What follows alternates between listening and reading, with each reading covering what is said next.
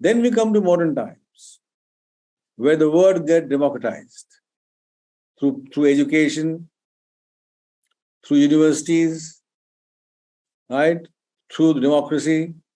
And we see that as the word gets democratized, social structures begin to change also.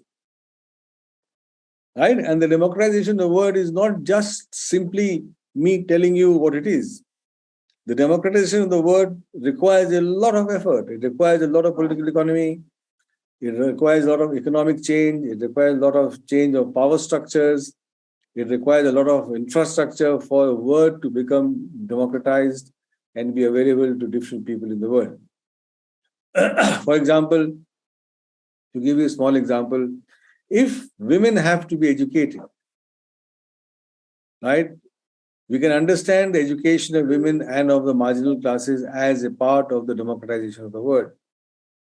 How many generations has it taken to happen? Many generations. Right? The rules of institutions don't allow women and children of lower classes to come. Right? So even today we see that the word is the mobility and the flexibility and the circulation of the word is circumscribed by political norms, by economic rules and regulations, and by norms of social life. What the modern era did was that when the social sciences and the natural sciences started to define social structures, the word then got into the monopoly of the sciences. So the sciences decided who was intelligent, who was not intelligent. Right? Who was primitive, who was not primitive. Right? Who had the right to citizenship and who didn't have a right to citizenship.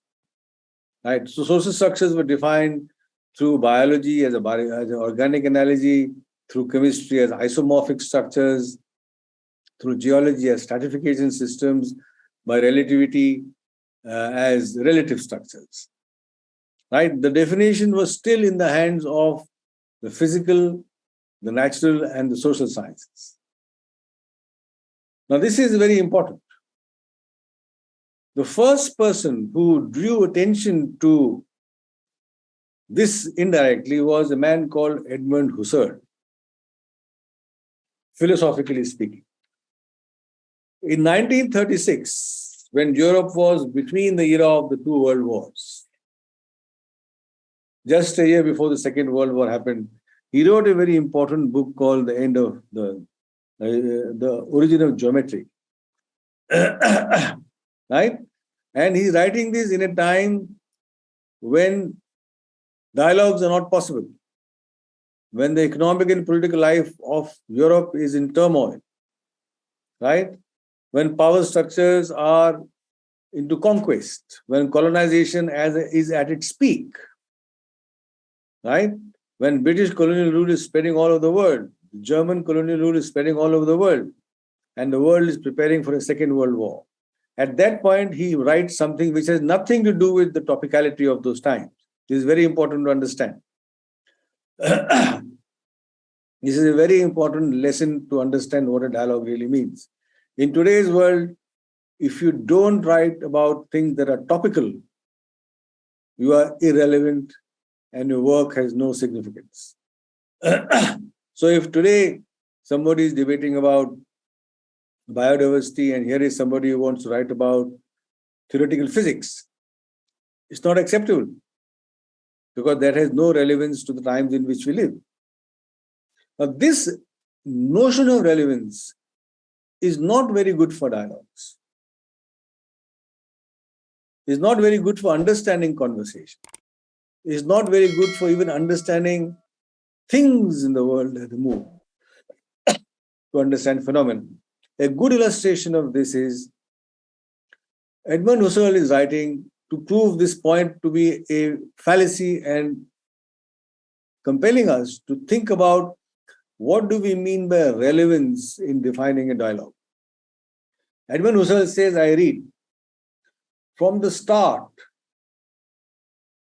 he says that the horizon of the word, which he describes as ideation, is from the start an immediate and mediated linguistic community.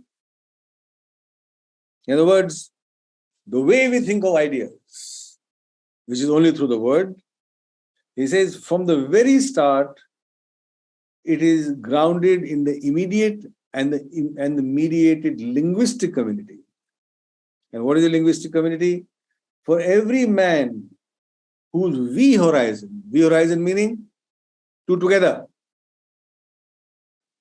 V horizon, it is a community of those who can reciprocally express themselves normally. Remember, the ideation, the world of ideas, right, is from the very start a mediated idea because it requires minimally a community of those who can reciprocally express themselves.